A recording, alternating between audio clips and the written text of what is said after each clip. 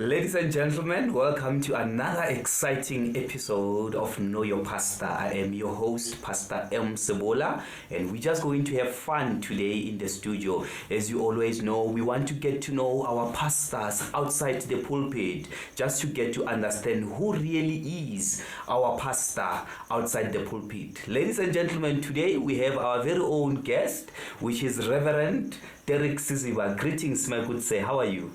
I'm well, thank you. How are you, Fundis? I'm doing all right. Thank you for joining us today. Okay, could you just please greet our viewers at home? Hello, everyone. How are you doing? I'm so glad to be here today. I'm excited to share my life with you today.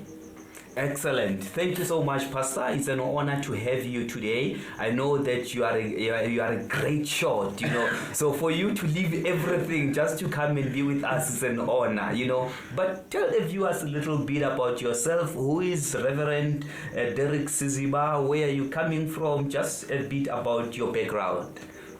So I'm Reverend D Siziba, pastor of Africa Evangelical Church. Yes, sir. Married to one wife, Pastor Sibongile Siziba. We've got two kids, boys. One is Hlelo and the other one is Zippo. Okay. Yeah, so that's more about me. I was born in Zimbabwe, grew up in Zimbabwe, okay. And I came to South Africa about 10-15 years ago. Oh, okay. Yeah, okay. So I've been here for ministry. Yeah. So that's more about me. Yeah. Yeah. There is one thing exciting, Fundisi. The pastors, when they introduce themselves, they always say, I'm married to one wife. I'm married to one wife. So that people will not have any mistake of thinking married, you have to be specific. Married to one wife. I hear you. Thank you so much for joining us, and we are just going to have a bit of fun today. But could you maybe tell us more in terms of ministry? You said you came to South Africa in ministry, and you said you are currently a pastor at Africa Evangelical Church. Could you please tell us about, we just want to know, how did your ministry begin? How did you realize that, what, I've got a calling, for you to be a pastor today? What transpired? So it started a long time ago. When I got saved when I was 12 years. Sure. Yeah. Okay. So then when I got saved, it happened that I grew up in a traditional church whereby only males preach. Okay. So when I got saved, I became the second male in the church. Okay. So automatically that brought me to become in that position whereby when Umfundisi is not there and everyone tends to look at me like, are you going to give us the word today? And then my grandmother was there. She would coach me on preparing sermons and stuff. And then I grew like that and I fell in love with ministry, and then I recognized the calling of God in my life, and people started also speaking about it, that no, we see the calling in you, and we see that God has deposited something in your life, something that people may benefit. That is the word that God has planted in me. So then I was still in high school. Then I went to school. I continued in school. I remember this other time I was we were writing an essay. Okay. When you write an essay, when I grow up I want to be what? So I planned it as a joke. When I grow up, I want to be a pastor, because I knew everyone will say something different. Yeah. So I wanted that unique something. I want to be a pastor. So then it was the top paper, and everyone was like, pastor. People started calling me pastor. Okay. Yeah. Wow. Then also grew fond with that. Being called a pastor and also being known as a pastor in the community, and I love that. Wow. So God confirmed his calling, because what they were saying, I actually started seeing it happening in my life. In your life, Yes. Because God is faithful. He will always lead you where you want to be. So my passion was, because I was good in sciences at school, so I wanted to be a doctor. Medical doctor, so that's what I wanted. So then I finished high school. I then went to work, but later on the calling became stronger. So then I enrolled in Bible college. I applied. I was looking around for Bible colleges. So I got one in Mpumalanga, here in South Africa. So this is how I came this side. Oh, okay. So you came because you were coming to the Bible school? Yes, I came because I was coming to study. The intention was that I'll come and study and then I'll go back home. Then you go back and I'll go minister there. So that's where, when I was in Bible college, I met my spiritual father, who's Dr. Hams, my predecessor in ministry. So that's why he discovered me in Bible school. Then he said, no, I will not let you go back. You have to come. I need a young pastor who will take over from me. So that is how I came to Africa Evangelical Church. So, men of God, from what you are saying, you are living your dream because of you initially wanted to be a pastor, and you are currently serving as a pastor, meaning that you are serving within your career path and your calling. Not really. Remember, it was a joke that I want to be a pastor, but then God has a sense of humor, so He made it come through. Right. No, it's interesting to get to know, and especially for someone out there who might say, you know what, I want to take a huge decision of my life. I want to go to Cape Town. I want to go to Zimbabwe, or to go to Swaziland for ministry or for anything else, but they are just afraid to can kickstart that. And then were you not having any anxieties, or were you just at ease with the fact that I'm going to a foreign land and I'm going there to study? Were there any, how would you advise someone that is currently battling with, should I go, should I not go? So what I've found out is that, when you are young and you make decisions about your life, you trust God, and then He takes you where God wants you to go. Because I was anxious about, where am I going? How am I going to leave that side? Because I was going to a place I don't know, and the college I didn't know, but God led me through all that. So I had to travel all the way to Mpumalanga and get lost on the way and find my way until I got to the Bible college. And in my 3 years there, God took care of me and everything was going very well. So I'm glad that God directed my path. All right. No, interesting. Let's get to know the pastor more. Outside ministry, is there anything you are doing, or you are full-time in ministry? So it's hard to separate because my life evolves around ministry. I do a lot of things. Some of them mostly ministry related. So I'm a lecturer at a Bible college. So it is ministry. So I work there as a program coordinator, which is, I run the NQF5 program. So that is a management position that I have at the college.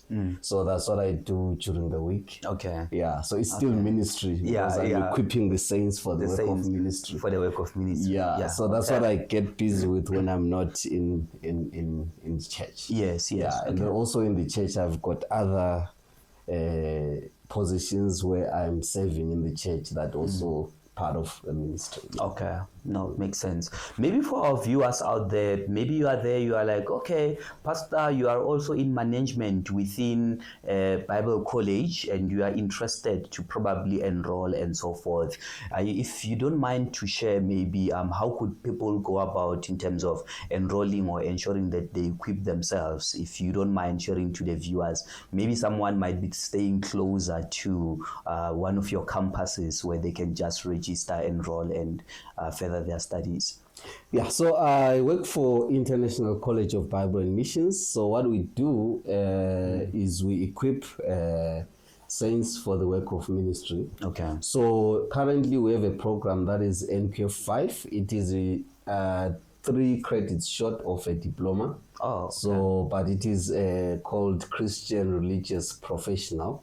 So it is an NQF qualification, which goes under QCTO. So it is more on the practicals, outcome-based education and training practices. So it's more than theory. In the olden times, like when I studied, I did a degree in theology. It was more theory than the practical. Yeah. But now QCTO is brought in whereby during their studies, they do the theory, which is the knowledge module, and they do the practical module, and they do the workplace module. So this is what we are currently training. So the college is here in Rodiport. So this is where we are training. And the good news is that we don't need to be there physically for you to be trained, because we've got online classes. It is a blended learning. So most of our teaching happens online. So if you've got computer and you've got access to internet, you can study with us anywhere in the world. No, makes sense. So you don't have to move all the way to another place to study. You can do it from the comfort of your own home. Yes. Like unlike us, I had to travel all the way to the Bible college and stay there for 3 years. But here's something interesting, man of God, that I'm picking up. You said that you came for study. I'm assuming you were still young at that time when you were coming to study. And again, you said that you are currently married with 2 children, if I'm not mistaken. How did it all transpire? Or did you come with your family this side? Or what? Or did you get your wife, predestined wife, in South Africa? So what happened is that I was 19 years old when I went to Bible college. So I studied and I finished Bible college, and then I came. I worked in ministry for many years until I was 28. So when I was 28, I was also a lecturer at ICBM. So fortunately, while I was teaching at ICBM, that's where I saw my wife as one of the students. In the spirit or physically? Physically. So I met her when she was studying there, and then so the funny story, I had to go to the principal and ask him, say, what is the policy about lecturers and students? How do you hang with that? They say, I know, all adults here, if you've got good intentions, go for it. So interesting. I begging the so and then we dated for 6 months, and then we got married. Only 6 months? Because you knew her all along from the school, so you were comfortable, or it was only during the 6 months where you got to? I had known her for 7 months when we got married. We have something in common in there, but it's all about you today, man of God. Here's my interesting thing, and I trust even the viewers out there would like to know this. You are a lecturer. You are busy lecturing. How do you then differentiate? I believe there's more than one beautiful lady. How do you then differentiate that a bone of my bone?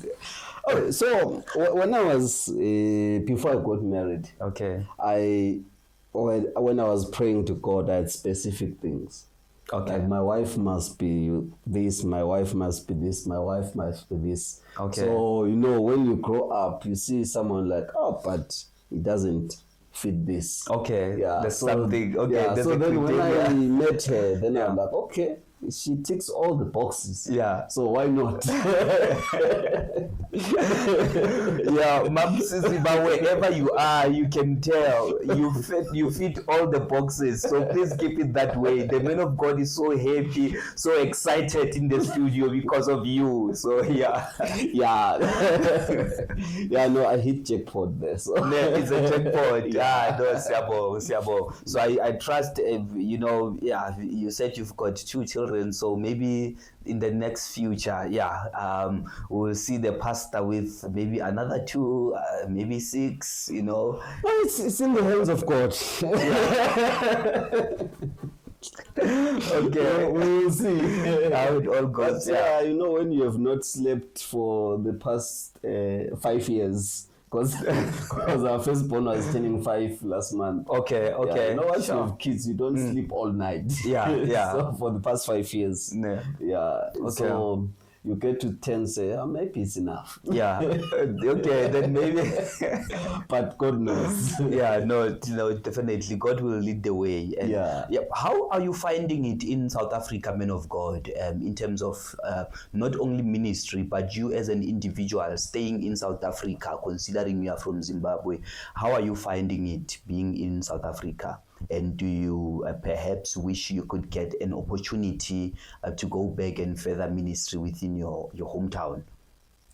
Yeah, so, it's being in a foreign country, even if it is not South Africa, it's a challenge. But in the times that we live in, I think the world has become so small that you get to live anywhere in the world. The first challenge is missing home, whereby you don't get to see everyone every day. So you get to visit home maybe once or twice a year. Yeah. So that's the challenging part. But now with my own family, and then you get to adjust. Okay. Yeah. So that's the one. And also being a foreign pastor, I think you get stereotyped. Okay. Many times, because there are some people who have done wrong in the names of being pastors, coming from outside. So when you say I'm a pastor from another country, already people are looking at you like, so you are here for. I hear you. Yeah. So you always have to sort of prove that actually I'm a servant of God. I'm not a vulture or anything. Yeah. So that becomes a challenge. Okay. But by God's grace, I think I've adjusted, I think, in such a way that many people don't believe even when I tell them that I'm not from here. Yeah, I think many people I've blended in. Yeah. So I've managed to adopt the culture, the language, and everything. So yeah. And my wife is from here, so. Okay. No, understandable. All right, thank you for that. But how was your upbringing, for you to be where you are now? Are there any learnings or any hardships you've went through that you believe that they're the ones that made you to be the strong man that you are today? And this might help someone out there who feels, my life is just too hard. Are there any hardships in your upbringing that you came across? Yeah, so I've faced quite a number of challenges, a fair share of challenges in life. Yeah. I grew up with my grandmother. Because my mom and dad were not married to each other. So when they got me, so I had my stepmom and I had my stepfather. So then I was raised by my grandparents. So, but that was not more of a challenge, but it's just the situation. But my mom and dad were taking care of me even from a distance. So I had good relations with them. Even now, my dad passed away a long time ago, but my mom, we still have a good relationship. With that's how I was raised. And then growing up with the grandparents, you grow with a lot of people in the family. Exactly. It's an advantage and a disadvantage. Advantage because you've got a good community. You've got your cousins, your lot of you in one home. Yes. And the disadvantage also is that all the resources have to be shared among. Sure. Everyone must. I hear you. So I grew up in the deep villages where we had no electricity, and I used to go head cattle. So when I was growing up, I was a shepherd. So I didn't start shepherding people. I started shepherding cattle. So I would knock off at school at 4, go look for our cattle until around 10 p.m. That's when I get home. Where is it? From 4 o'clock? Wow. The distances you walk. So then you bring them home, and so that's I think those challenges, they helped me grow and become who I am today, because I learned to what Paul says, I know what to have and I know what not to have.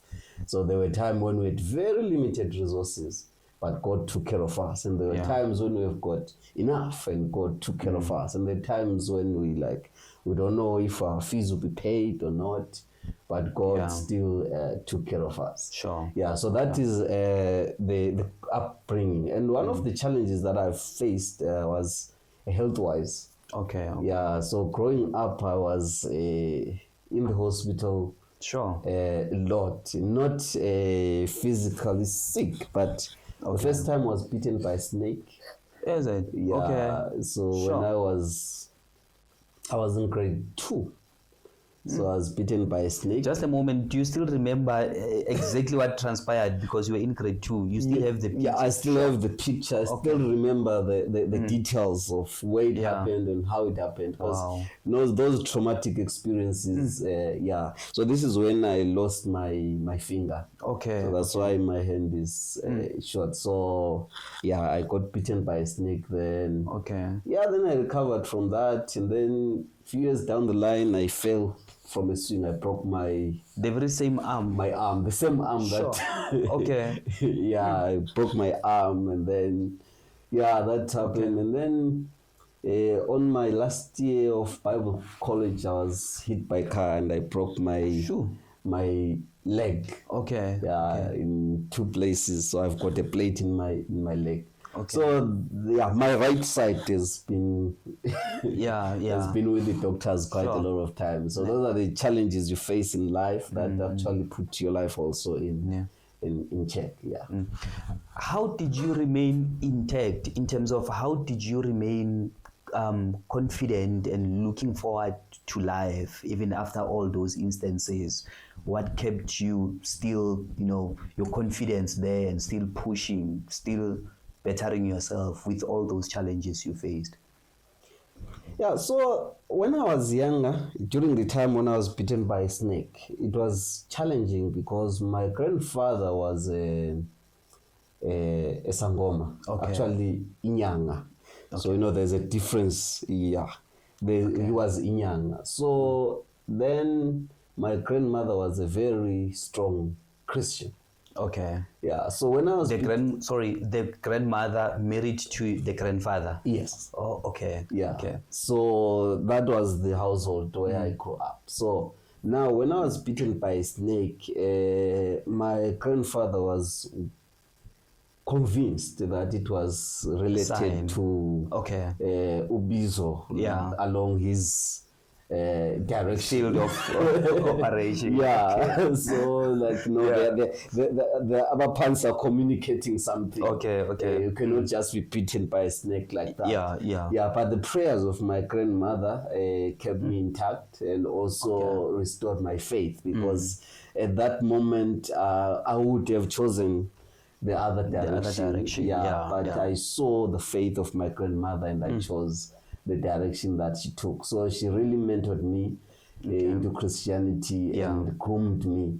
And also looking at their relationship, being married, and with this diversity and different faith, and how my grandmother still submitted to the grandfather, it made me want her faith even more. How can she tolerate this kind of husband? Then there's something in her that I want. That's the faith that kept me going. I'm reminded of a story, in the Bible about Paul in Malta, that he was also beaten by a snake because they said that he will surely die, because no one survives this, And I'm looking into your situation, and I'm like, God, you are faithful, because anything could have happened to you, but yet you survived those moments. And here you are standing, you were in grade 2. How did, if you don't mind sharing, how did that disadvantage you growing up? Because you said then the operation had to take place, and that I believe maybe causes a lot of disadvantage to an individual, how are you feeling about that? Have you totally recovered from that? Are you okay now? Yeah, so I'll say I've recovered, and I've taken it as a positive thing, because Okay. everything that has happened to me until now, I see that is the fulfillment of Romans 8. All things work together for good. Hallelujah. For those who love the Lord and are called for His purpose. Sure. So even that snake bite had to contribute something into my life and in my chain, in my faith. Yeah, because during that time it wasn't easy, because I had to miss school. Okay. And grade 2 critical, and I was learning writing, and the right hand, the one that I used to write, the finger was amputated at that time, so I had to relearn to write with the hand after the operation, physiotherapy and all that, and it was in the rural, so we didn't have the physio. I understand. Yeah, which is why my finger started growing backwards. Okay. Yeah, it was only recent, I think about 10 years ago, that I removed it completely, because it was cut half. Oh. Everything would have happened. Sure. Yeah. So that's why also the damage became too much. Okay. Because what they used to do is that they tie you here, so there'll be no blood circulation from the area that is beaten into the rest of the body. So you'll be tied. Okay. Like no circulation for the whole night. I can just imagine. So it's swelling this side, pain this side, and so all that. But the elders are clever in the villages. Yeah, they always have a way to deal with that. Okay. No, thank you so much for sharing. I mean, these are very personal information you are sharing, and this is Know Your Pastor, where we have to know you for who you are, and we are so thankful that you are able to share as it is. And one of the most important thing is it has passed, and you have learned from that, and you believe everything works together for good. Yes. Maybe there's someone at home, you're also going through challenges in life, you are going through some difficulties or things that you least expected. Here's a pastor saying, listen, I've been through a lot, but here I am standing. Do not be mistaken. God haven't forgotten about you. God is there with you, and God will make everything to work together for your own good.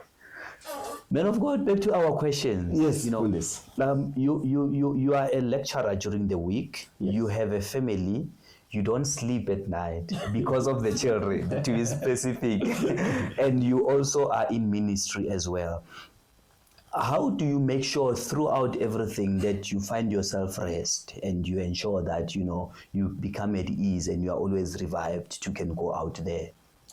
Yeah, so I've learned to schedule my time in a certain way, because I've got the local church, and I've got the denominational responsibilities as the general secretary in our denomination. Okay. And I've got, I'm currently studying my master's. Wow. In theology. So it's a lot. Wait, you wanted to become a medical doctor. You are studying your master's, meaning there's a possibility that you will still be a doctor, but just not medical doctor. Theology, in theology. Yeah, so very soon we'll be saying Dr. Siziba. Yeah, I'm looking forward to that.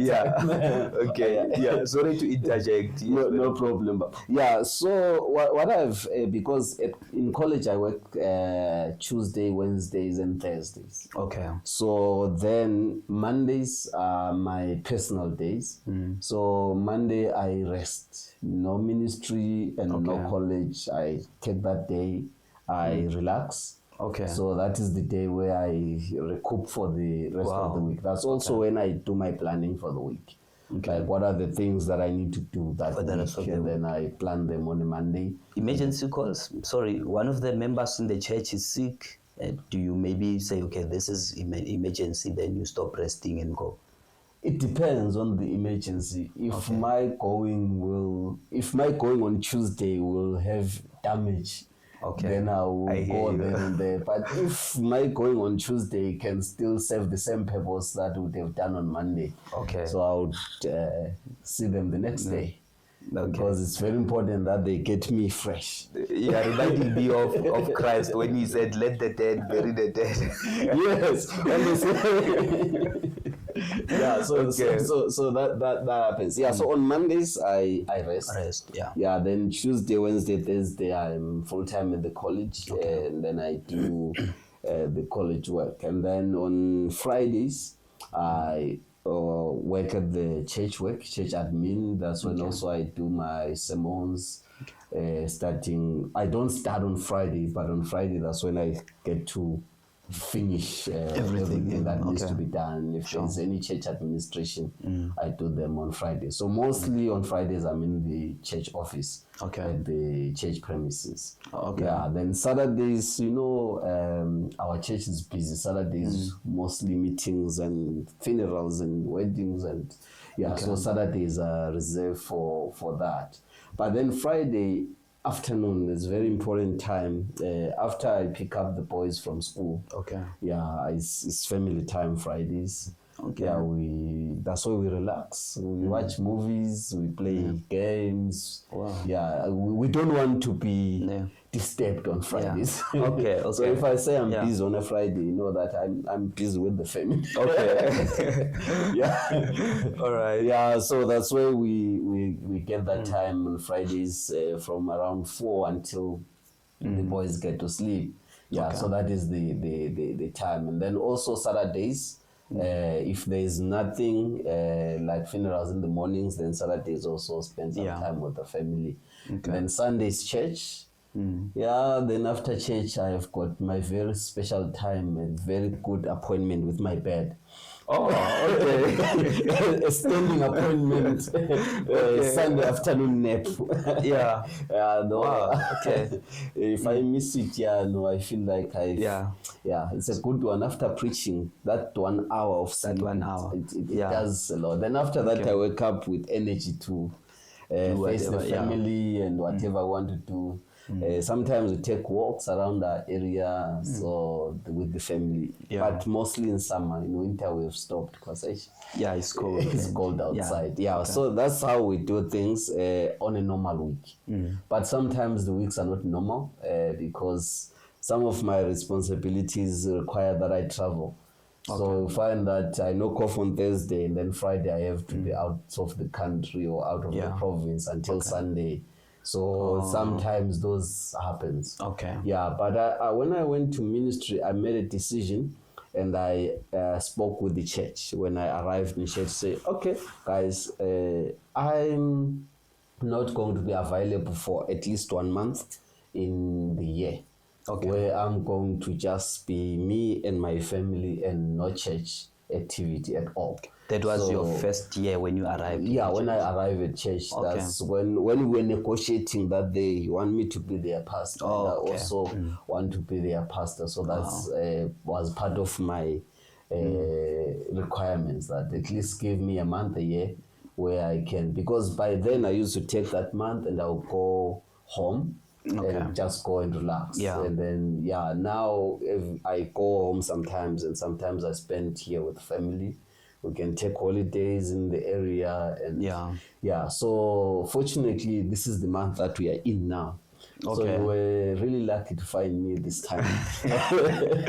So I take the month of August, no pulpit. So I last saw them in July. I will see the church again in September. And this year I also aligned it with the college. I took my annual leave college at the same time. So I'm free. You are free. But not completely free, because I also want to use the time to push my masters. So I can push and That's actually a good one. I regret why I didn't meet you early.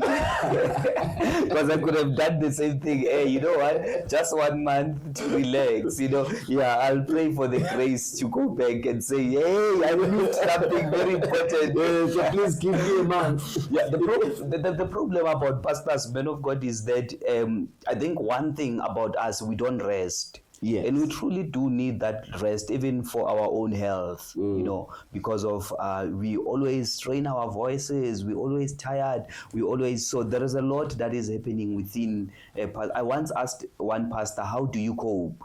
And then the pastor said, I do a lot of consultation, and if I feel I'm no longer coping, I increase my consultation fee from 5,000 to 7,000.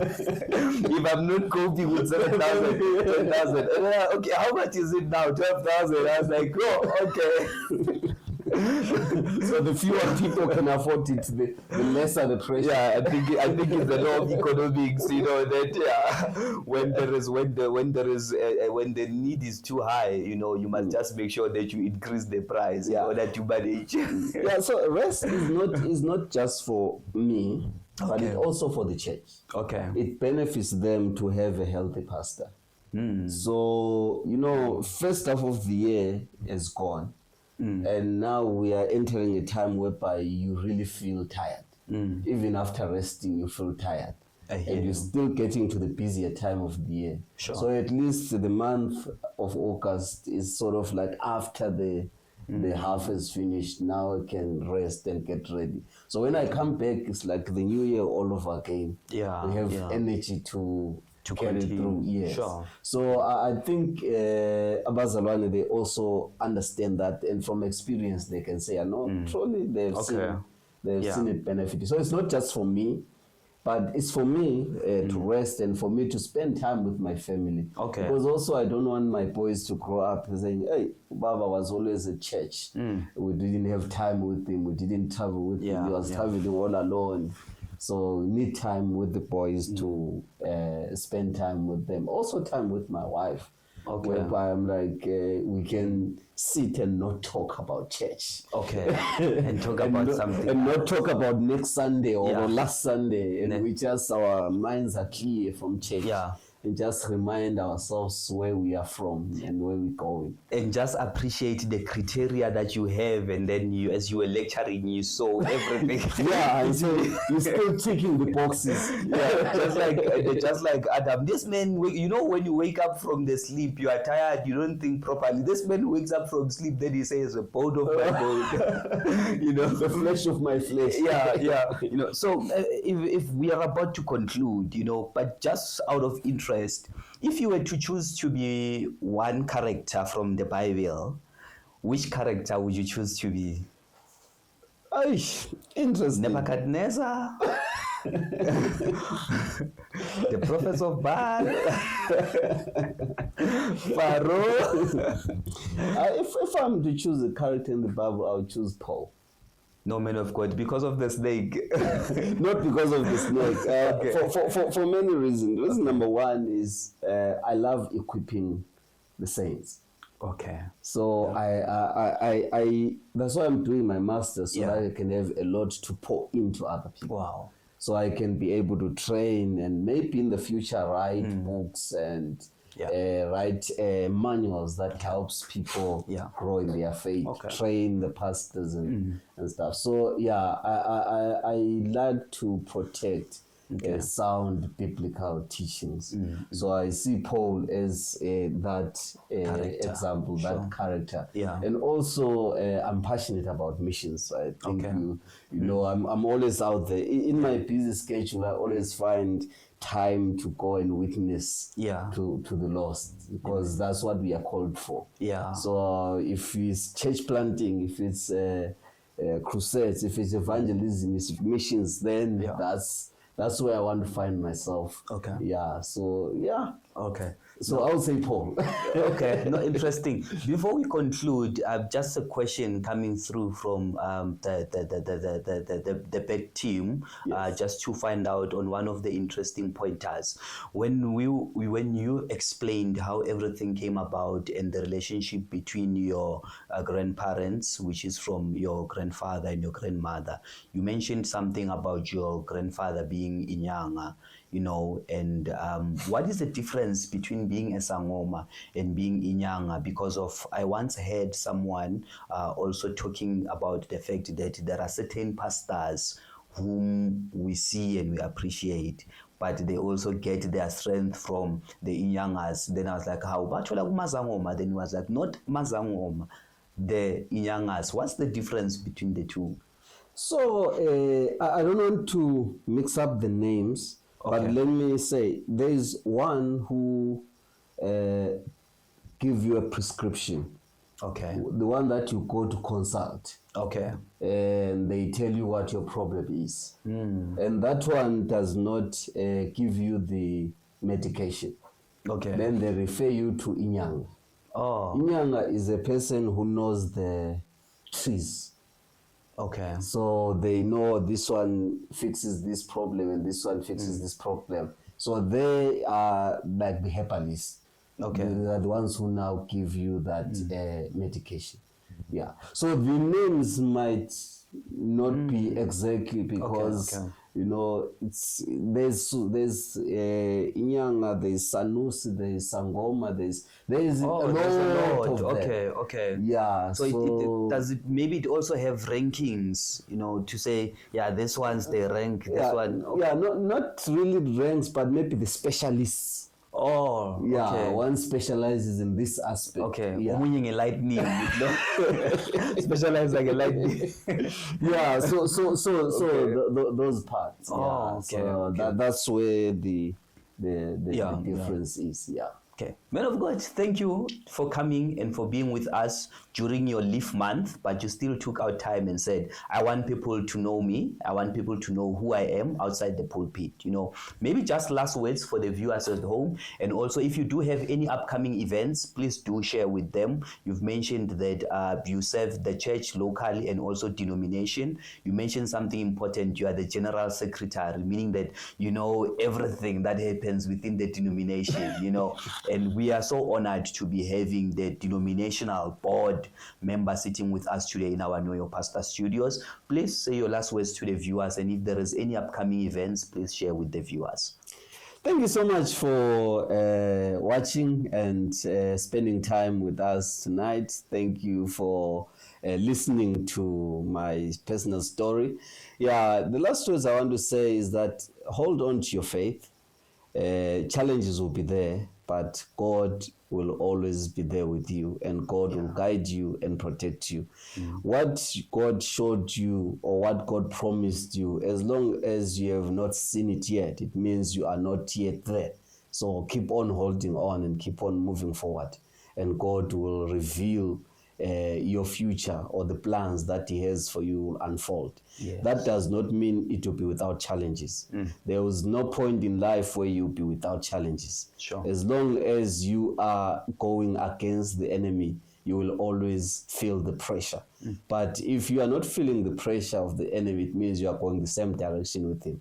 The moment you stop facing attacks from the enemy, check your direction.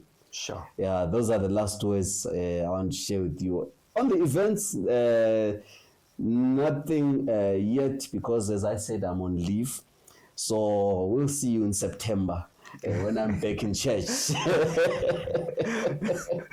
Man of God takes this thing of leave very seriously. I hope the board led by my local church is listening to this. Ladies and gentlemen, as always, we never disappoint. This is Know Your Pastor, where we go out of our ways to ensure that we get to really know our pastors outside the pulpit. As you heard, our pastors are human beings. They pass through things. You